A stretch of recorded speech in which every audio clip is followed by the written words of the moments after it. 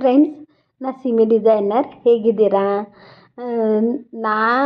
ನಾನು ಬುಟಿಕ್ ತೆಗೆದ್ಮೇಲೆ ನನಗೆ ಏನೇನು ಪ್ರಾಬ್ಲಮ್ ಫೇಸ್ ಮಾಡಿದ್ದೇನೆ ನಾನು ನಿಮ್ಗೆ ಹೇಳ್ತಾ ಇದ್ದೇನೆ. ನಾನು ಬುಟಿಕ್ ತೆಗೆದು ಇಲ್ಲಾಂದ್ರೆ ಒಂದು 10 ವರ್ಷನೇ ಆಗಿರಬೇಕು. ನಾ 10 ವರ್ಷದಿಂದ ಇದ್ರೊಳಗೆ ಕೆಲಸ ಮಾಡ್ತಾಯಿದ್ದೀನಿ. ನನಗೆ ಏನೇನು ಪ್ರಾಬ್ಲಮ್ ಐತೆ ಅದು ನಿಮ್ಗೆ ಎಕ್ಸ್ಪ್ಲೇನ್ ಮಾಡ್ತೇನೆ. ನೀವು ಬುಟಿಕ್ ತೆಗಿಯೋರಿದ್ರಂದ್ರೆ ನಿಮ್ಗೆ ಈಸಿ ಆಕೈತಿ. ಇವೆಲ್ಲ ಫೇಸಸ್ ನಿಮ್ಗೆ ಪ್ರಾಬ್ಲಮ್ಸ್ ಪೈಲದಿಂದ ನೀವೆಲ್ಲ ಪ್ರೀ ಪ್ಲ್ಯಾನ್ ಮಾಡಿ ನೀವು ಪ್ರಾಬ್ಲಮ್ ಸಾಲ್ವ್ ಮಾಡಿ ನೀವು ಬುಟಿಕ್ ತೆಗಿಬಹುದು. ಅದ್ರ ಸಲುವಾಗಿ ನಾನು ನಿಮಗೆ ಎಕ್ಸ್ಪ್ಲೇನ್ ಮಾಡ್ತಾ ಇದ್ದೇನೆ.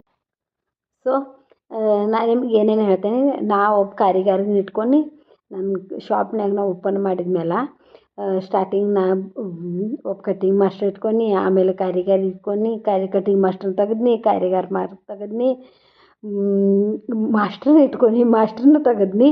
ಆಮೇಲೆ ಮತ್ತೇನು ಮಾಡೀನಿ, ಸ್ವತಃ ಭೀ ಆಗಲಿಲ್ಲ. ಮತ್ತು ಹೊಳ್ಳಿ ನಾ ಕಾರಿಗಾರನ ಇಟ್ಕೊಂಡು ಪೀಸ್ ವೈಸ್ ತಂದ. ಆ ಕಾರಿಗಾರ ಏನು ಮಾಡಿದ, ಚಲೋ ಹೊಲಿತಿದ್ದ. ಅವ್ನು ಚಲೋ ಕಲಿಸಿನಿ ಎಲ್ಲ, ಅವೆಲ್ಲ ಚಲೋ ಕಲಿತ. ಆಮೇಲೆ ಮತ್ತು ಏನಾಕಾಯ್ತು, ನಂಗೆ ಕಟಿಂಗ್ ಮಾಡೋಕೆ ಒಮ್ಮೊಮ್ಮೆ ಟೈಮ್ ಸಿಗಲಾಯ್ತು. ಅದ್ರ ಸಲುವಾಗಿ ನಾ ಏನು ಮಾಡಿ ಒಬ್ಬ ಕಟಿಂಗ್ ಮಾಸ್ಟ್ರನ್ನ ಇಟ್ಕೊಂಡು, ಅಂತ ಕಟಿಂಗ್ ಮಾಸ್ಟರ್ ಬರ್ತಿದ್ದ. ಅದು ಪಾರ್ಟ್ ಟೈಮ್.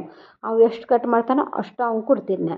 ನಾ ಸ್ವತಃ ಏನು ಅಂದ್ರೆ ಅವ್ನ ಪಗಾರ ಮೇಲೆ ಇಟ್ಟಿಲ್ಲಾಗಿನ್ನೆ ಅಂತ. ಅದ್ರ ಸಲುವಾಗಿ ಅವ್ನು ಬರ್ತಿದ್ದ, ಅವ್ನ ಟೈಮ್ಗೆ ಕಟಿಂಗ್ ಮಾಡಿ ಇಡ್ತಿದ್ದ. ಇಟ್ಟಿಟ್ಟು ಪೀಸ ಒಮ್ಮೊಮ್ಮೆ ನಾ ಅವ್ಗೆ 10 ಪೀಸ 20 ಪೀಸ್ ಕೊಡ್ತೀನಿ.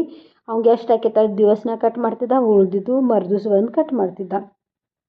ಅಂತ ಕಟಿಂಗ್ ಮಾಸ್ಟ್ರ ಮತ್ತು ಕಾರಿಗಾರದ ಇಬ್ಬರು ಮಂದಿ ದೋಸ್ತಿ ಆಯ್ತು.